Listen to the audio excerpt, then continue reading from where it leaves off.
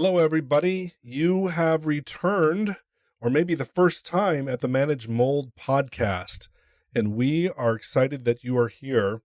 We are in part two with Robert Hidajat of Blue Van Restoration.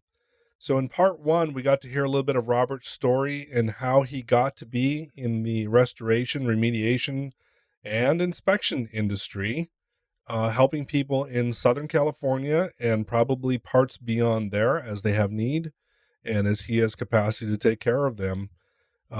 Robert and I are both Instascope owners. That is one of our commonalities.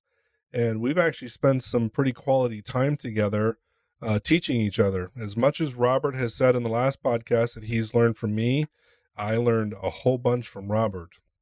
And we are both part of a couple of mutual groups. One's a subgroup of the other.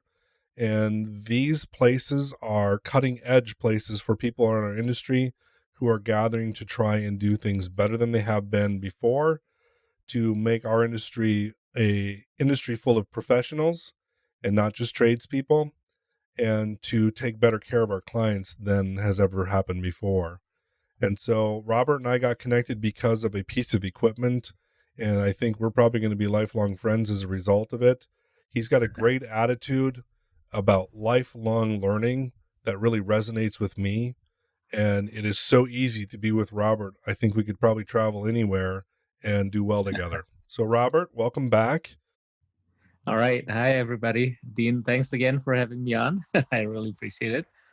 So yeah, definitely. We had some fun Yeah, so out there, and we're always having fun learning from each other. So that's good. yeah, and we've got other cool people in our group that I think everybody's going to be introduced to as we go on. And maybe we'll even have some events where we have a roundtable and have some broader discussion. But so, Robert, last time we were talking, we kind of got to a point where you had come and spent some time, following and being with me, and you were actually giving great input while we were doing these inspections. You were not a spectator. You were definitely a contributor to everything that was going on, and that hasn't changed since. So why don't you take us forward from there and tell us, what do you think about, what you're doing, and what do you think about the clients you're working with, and what are some, I guess, encouraging words you've got for people? All right. Okay. Yeah. So I definitely learned a lot from our time there, especially around not just around using the Instascope, but also around interviewing the customers and kind of asking them for different information. So in the past, when I did inspection, I just listen. I just let them tell me their story, but I usually don't prompt them. With different things or questions about the history of the house, or about how they feel inside the house and a lot of stuff like that, or their medical history. So I learned a lot just from being with you there, and improving kind of that side. So then, when I start doing inspection here, I make it a habit to do that as well. And I think it has helped me quite a bit to understand a little bit more about the customers and understand, why they're having this problem that they're having. So, and since then, yeah, I've done quite a bit of inspections, and I've been able to find, help a lot of people who are, again, in their home and they just don't see anything. There's no water damage or anything like that, but they just something doesn't feel right, right? And the Instascope was able to find mold inside wall cavities. There is no damage at all, or maybe it has been repaired and painted over. Everything looks nice and clean and perfect. But we were able to find, just by scanning the air, we discovered that, there's something a little bit off in this room. And then as I go into more detail, I go into wall cavity by wall cavity. I was able to pinpoint source areas, which, again, with the old traditional method, it'll be a couple days for us to wait for the results before, we can even look into doing closer investigation. And the initial result might not have picked up much because the mold is inside the wall cavity, probably just microdosing the house very tiny bit when people are opening and closing the doors, for example. And the Instascope was able to help me pick that up, and knowing that right away, then I can do different experiments, to find out where the source of the problems are. So yeah, and really, even in some places where I was able to scan and show that, oh, everything looks good, I it's really amazing, kind of the peace of mind that gives people that sometimes it just gives them peace of mind to know, right? Yeah. Because before they just don't know, and they've asked a lot of people to come in and try and different things, and everybody's telling them slightly different. So Yep. Yep. Exactly. yep. One of the things that I tell people often, and this is probably one of the first things I told you, is the Instascope answers questions that I didn't even know I should ask, and in Yeah. real time, because those of us who own, we carry an iPad in our hand, or we set it on the top of the machine, and we can wheel the machine around, and on a display in front of us, a lot like being in an ICU room in a hospital, and you're watching somebody's pulse and their heart rate and breathing and all that. The iPad gives us the display of what the Instascope is seeing in the air when we're scanning. And so Yeah. we can literally make a sampling decision on site while we're in a certain room, and we can adjust our protocol to do a little bit deeper looking into a certain area that is nearly impossible to happen with traditional sampling, except for the extraordinary person who's doing the inspecting that would have that kind of a mindset to even know how to do that. Yep.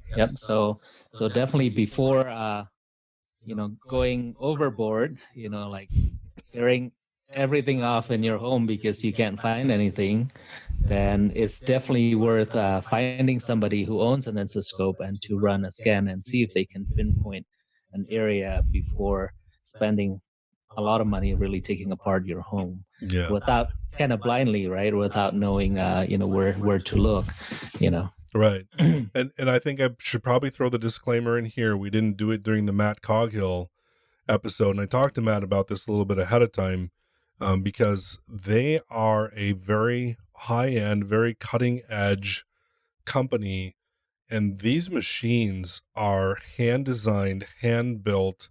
They are completely custom to do what they're doing. It is not like getting a cheeseburger at McDonald's. So for everyone who's listening to the podcast and you're going to go start looking to see who has an Instascope, I'm going to tell you it is hundreds or sometimes thousands of miles between us to find the users or those of us in our industry who have these. So there are a couple of colleges, universities. I believe the NOAA has some. I believe NASA, maybe the military. I'm not sure. And then I've got unit number 57. And that is, these I think were put out into the field possibly in 2014. And so since 2014, I have unit 57. Robert, you have a little bit lower number than me for a specific Yeah. reason. And I Yep. think since February, maybe they're up around 70 or 75 units that are Mhm. actually slated to be out in the field, but probably not even that many in the field yet. So these are few and far between, folks. And you might have to pay a little extra to have somebody get to you if you insist that this is the only thing that will work. And I will tell you sometimes, or there's actually quite a few times, we're the third or fourth inspector in a home. And people's gut reaction, and this is really important for listeners to understand, and especially the listeners who just don't quite believe some of the stuff about the health issues, when their gut tells them there's something wrong with the home or the building that they're either living in or working in, their gut's probably right. And if they've had 2 or 3 inspectors who have come in and said, no, there's no problem with your house, but they're still sick, or their kids are still sick, or they see symptoms in their pets even, there's probably something wrong. And every time we've come in as the third or fourth inspector, we've been able to pinpoint those areas that have been problematic. And Robert, you're probably finding the same thing in the time that now you've had yours and you're using yours. Yep. And another thing that we do with the Instascope that's different is usually, we scan the whole house. So I've been in situation where, I was called to say, oh, just test these 2 rooms. And I say, no, I do whole house scans because sometimes with the air movement, you could have contamination in one spot and a lot of it ended up in a different part of the home. And I was able to find a few secondary contaminations through doing that whole house scans, because if I would just a traditional uh, mold testers or IEP would come, they would just test inside the containment, outside the containment, and outdoor, and they wouldn't have found that secondary contamination issue in different parts of the house. That's exactly So right. yep. So I think it's really important to have that kind of the full picture of the air quality inside your home. So I really if you guys go back to episode 5, with Matt, I really resonate with his analogy of the air being kind of like the blood, in your body, and how important it is to check the air in your home. You know, annually at least. That's what I would suggest, because I was diagnosed with a chronic disease, so I have hepatitis B, and if you look at me, I have zero symptoms. Exactly. I I would never know that. Yeah, everything looks normal, and I don't feel anything. And if I didn't go to the doctor to have my blood test maybe once a year, I wouldn't have found that out. And maybe it's messing up with my liver enzymes, and maybe if I didn't do that annual test, I wouldn't know. I wouldn't be on medication. Then someday something will happen to my liver, and you know something really bad would have happened if I don't have that regular inspection where they check my blood and they find out, oh, something's wrong with the liver enzymes, there must be something going on here, and they were able to find out what's going on, while I've you know I don't feel anything, and I don't have any kind of symptoms at all, and I've been for 20 plus years with this disease that there's no cure for right now. So but yeah, so the same thing with your home, right? So if there's something wrong with your home, sometimes you just can't see it. You don't see those outward signs, but if you check the air in your home and you see that there's something wrong with the air in your home, then there might be something wrong with your home, so you can look a little bit closer, and hopefully you find that out before causing major damage with your home, and also before that bad air is causing health problems with people in your home. So That's yeah. really good. I'm glad you shared that, and especially the way you started, because so many people who are listening to this podcast, probably not unlike our family at certain points, if you saw people walking down the street or saw us, you wouldn't have known. And yet there's things that most of us who've been through enough of it, just like what you're saying, you learn that you have to monitor and you have to keep checking things. And for the folks who you don't yet have a clear picture of what this is a more stable and consistent platform to be able to sample with, that will give you more consistent results year over year, that this technology will be with us for a long time, and it's only going to get better and better, and smaller, more portable, things like that. And so absolutely, to monitor your home, it's a great idea, and we have the capability of doing it. And when we go do the second assessment, or maybe a year 2, year 3, we don't have to spend quite as much time in the homes either. It can be quite simple after we have kind of a baseline of what's going on in your home. And that was a great point, Robert. So I've got a follow-up question. Where you're at in the southwestern United States, specifically, you're up in elevation a little bit where you're at, but you also go down and you get into the LA area, right? Okay, so what do you think would be uh it's a two-part question. What do you see as the primary water damage area in a house in California, Southern California? And then likewise, mold contamination. Where do you most prominently see those two things? I think up in the mountain, it's pretty typical, probably very similar to the Midwest. One is in the attic, and the other one is in the basement.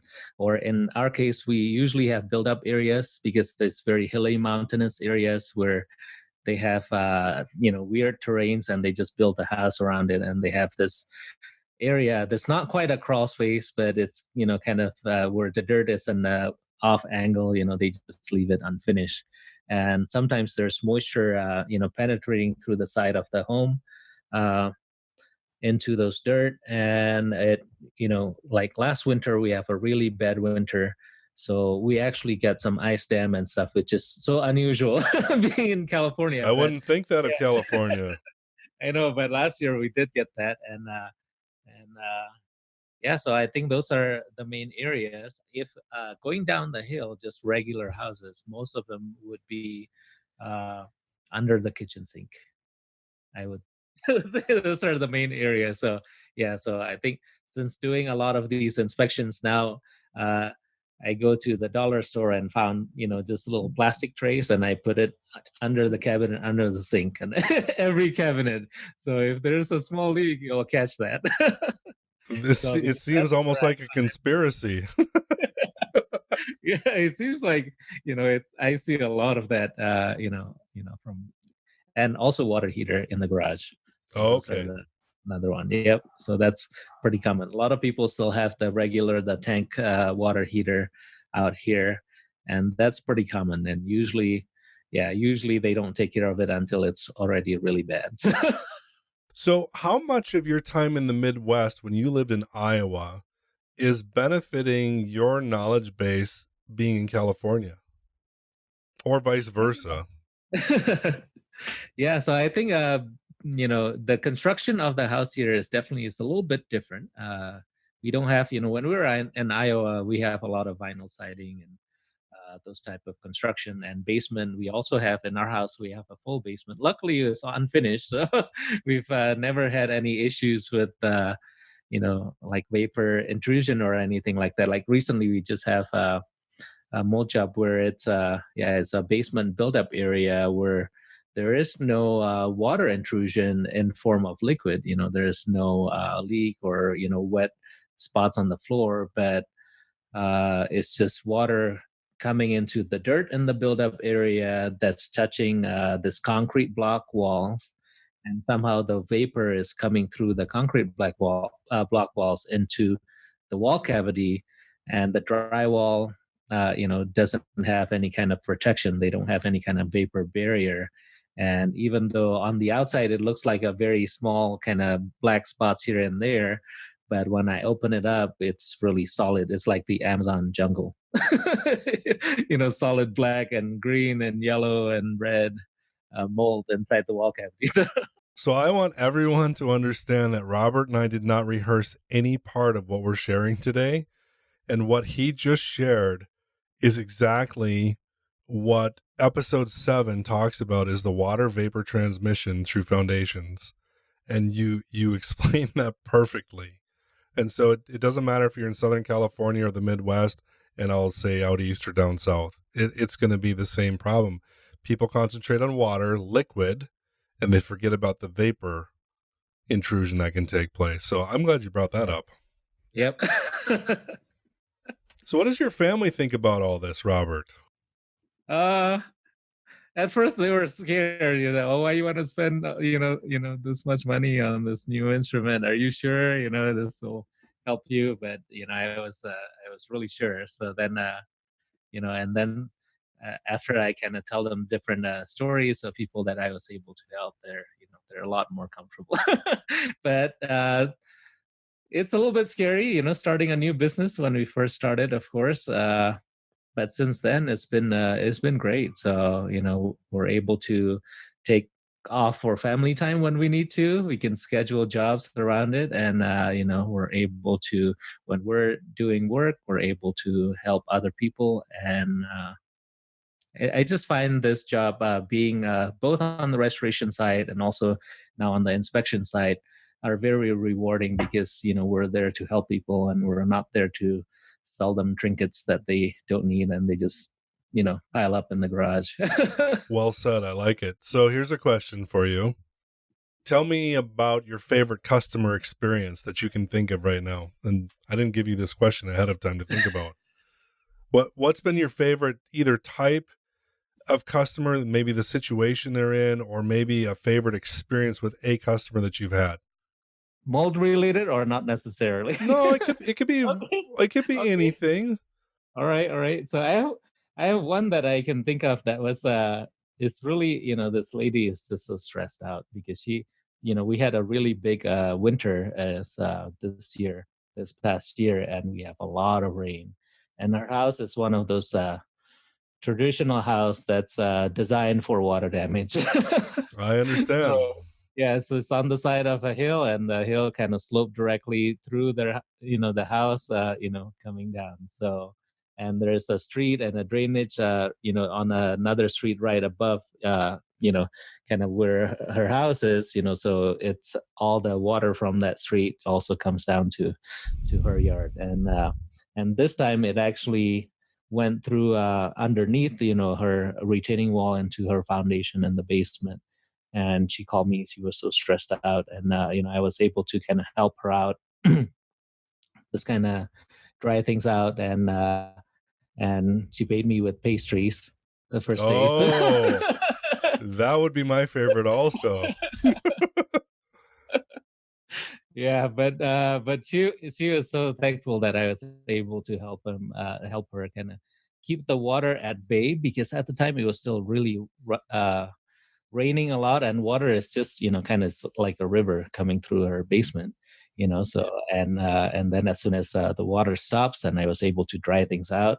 And at the time, there's a few areas where you know we kind of suspected there might be mold inside some wall cavities. And she just it's nice wainscoting kind of paneling, and she just doesn't want to cut it without us being sure, that there's mold in there.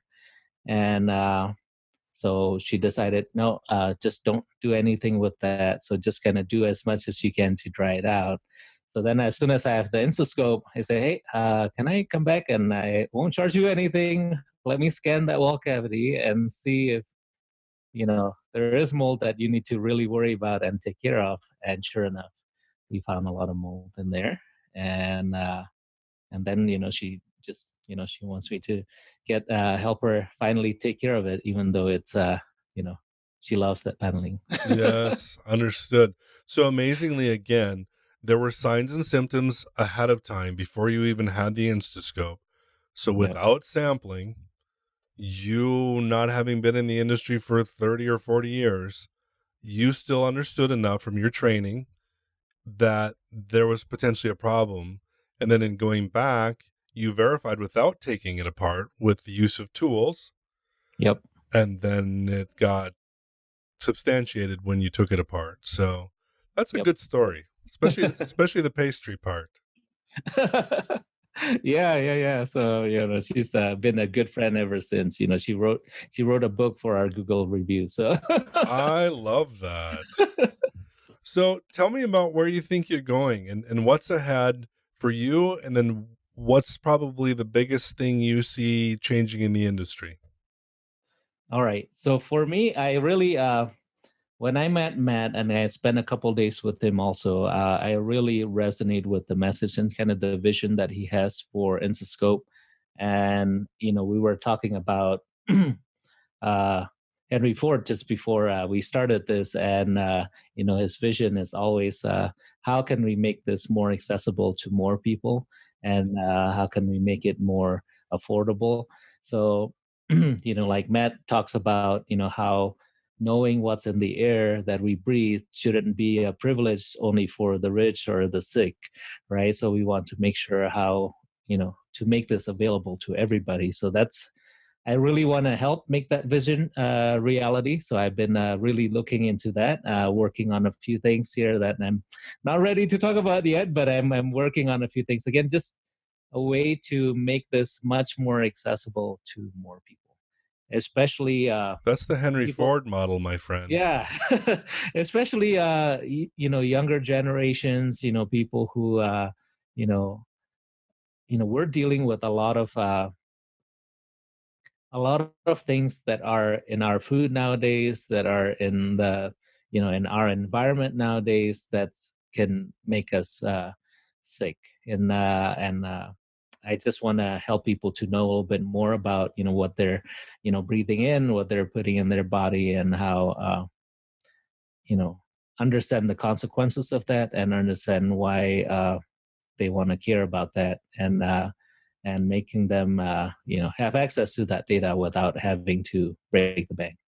That's a noble venture. So how about the Yep. industry? Yeah, so I think in the industry, I agree with you. I think it definitely we should make this technology more more accessible and more affordable eventually, so that hopefully every house will be able to to have a certain device that help monitor their quality, and then we're just kind of there to help guide them and interpret the data that is captured by this instruments. uh, the old way of doing things, I hope will more people will realize that it's just it's a hammer, right? So it's an old way of doing things, and it's just requires a lot more effort for a lot less useful information. So hopefully more and more people will adopt this technology, and we can all provide better service to everybody, and we can uh, I guess get rid of all the misinformation on all this stuff that can cause people to waste so much of their time and their money and even their health, trying to pursue, even though it gives them, it leads them towards the wrong path. Okay, so final word. What's your encouragement to people who are listening to this podcast? All right. I think make sure you subscribe and keep listening to this podcast, because I know I can learn a lot from Dean, and I'm sure all the guests that Dean is going to bring up, I think will help you guys to learn a lot. Ideally, just like Med said, you don't have to be the expert in this, and let us help you. But I think it's a little education is always good, and it's it, and if you're struggling and you have issues, just you can give us a call and see if we can help you in any way. So Absolutely. So again, this is Robert Hidajat of Blue Van Restoration, and he offices out of Lake Arrowhead, right?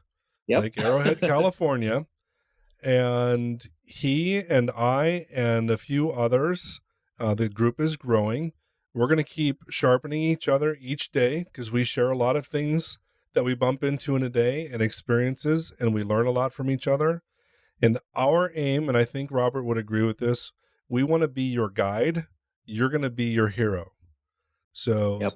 every story has a hero, has a villain. If mold is your villain, you're going to be the hero. We're simply going to help guide you. So we want you all to be encouraged. And I want you to know that there are people like Robert who are in this industry, and there is hope.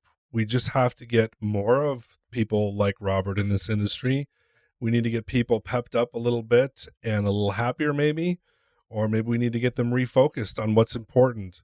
But there are more people who will come in, and there are a lot of us who are trying to move very intentionally uh, entire um, standards of care groups of us within the industry to that end. We want to be a professional industry. We want to provide the best service we possibly can for those people that we want to take care of.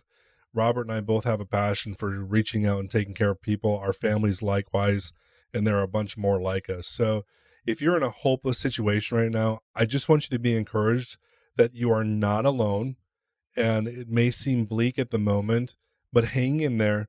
Keep listening to the podcast, glean as much information as you can. The guests that we have on, definitely look into them. They've got some of their own websites, their own information. We want you to connect with the people that we're bringing to you, because these, to me, are the best in the industry right now.